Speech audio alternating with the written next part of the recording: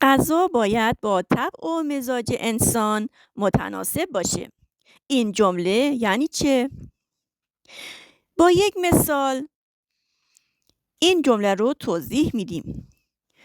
تصور کنید در فضای مجازی با کشورها و سرزمین‌های دیگه که آب و هوای اونها با آب و هوای سرزمین شما متفاوته ارتباط دارید.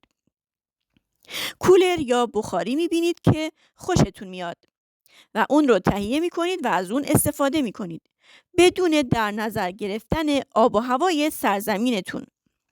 حالا اگر موافق باشه که اشکالی پیش نمیاد. تصور کنید که برعکس هم باشه.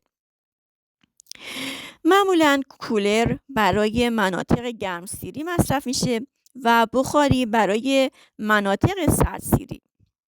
گاهی غذاها و خوراکی هایی که در جاهای مختلف میبینیم ضد طبع و مزاج غذایی است که برای ما مفیده و نباید از اون استفاده کنیم.